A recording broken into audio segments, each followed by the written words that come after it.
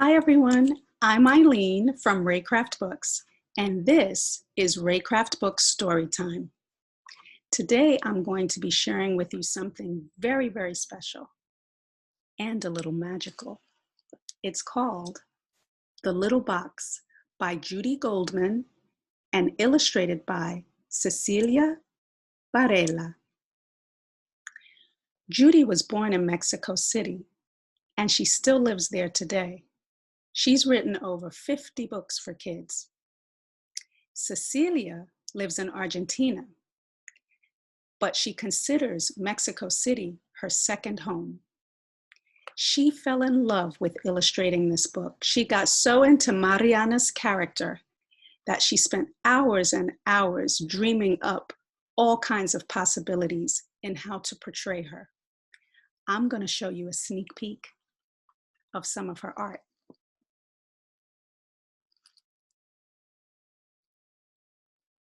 Wow. And there's more to come. So let's go and see what the little box is all about. And by the way, have you been looking at these end papers that are behind me? Can you guess what's there? I bet you can.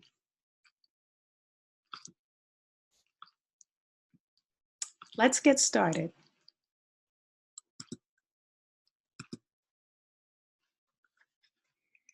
I squeezed Papa's hand as we walked to my new classroom. It was the first day of school, and all Papa could come up with was, "Everything will be okay." That was easy for him to say. His belly wasn't fluttering and flipping all over the place. "Oh," I said, holding my stomach as we walked into the classroom. It was too bright, and there were too many kids. "What's wrong, Mariana?" Papa bent down on one knee. "What if I don't like this new school?" I whispered. "What if my teacher is mean and none of the other kids will play with me?" "Everything will be okay, sweetie," Papa said for the second time.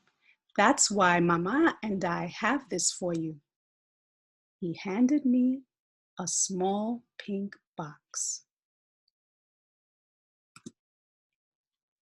I loved gifts. I had never felt such a soft box. My fingers tingled and I lifted the top. "Keep it closed tight," Papa said, putting his hand over mine. "Only open it when you absolutely, positively, really, really need it." "What's in it? How will I know when I need it?" "It's a gift," said Papa. "Whenever you feel sad, scared, or worried, just open it and you'll see." And then he left me, standing in the middle of a classroom full of strangers. "Welcome, Mariana." Oh no, the teacher was walking over to me. I took a deep breath and looked at the box.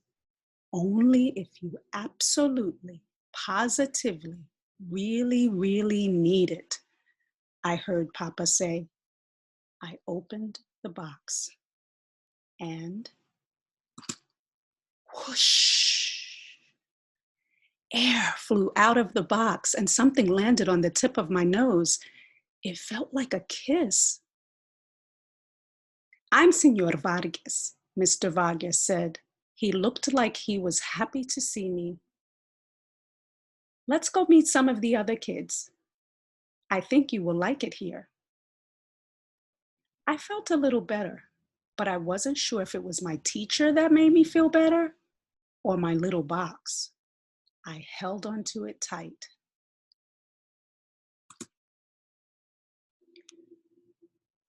I sat next to a boy named Diego. At first, he looked friendly enough. Then his face crumpled up like paper. "What are you looking at?" he said. I squeezed my box. "Only if you absolutely, positively, really, really need it," I whispered to myself. I opened the box. Whoosh. More air flew out of the box and something landed on the tip of my nose. This time it felt like a warm hug. I took a deep breath. "I'm Mariana," I said. Diego just gave me another mean look. Soon, Mr. Vargas gave us paper, crayons, and paints. I drew this way and that. I colored and painted this way and that. I got so lost in my art, I didn't notice everyone crowding around me.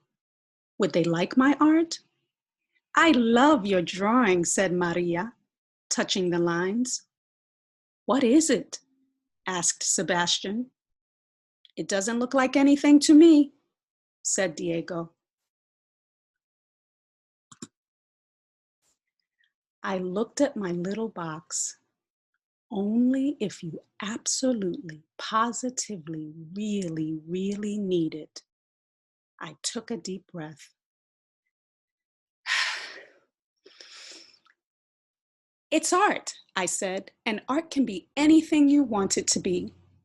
I felt good, and I hadn't even opened my box. I wondered if I needed it anymore.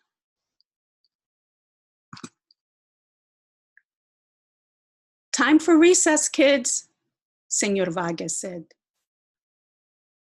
As we ran to the playground, I stopped in my tracks. There were more kids than in my classroom. I would surely need my box now. Then suddenly, Diego ran by me. He gave me that mean look again. He was so busy trying out his meanest faces, his legs got all tangled up. And splat!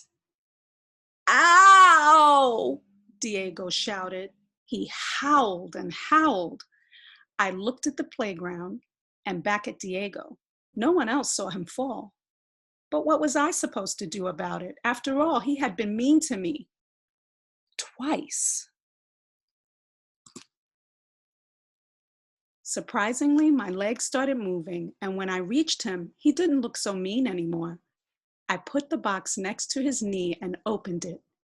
And whoosh, we both felt a rush of air. Diego looked surprised. "It doesn't hurt anymore," he said, laughing. "What's in that box?" I shrugged. I had never really looked in the box, but I knew it was the best gift ever.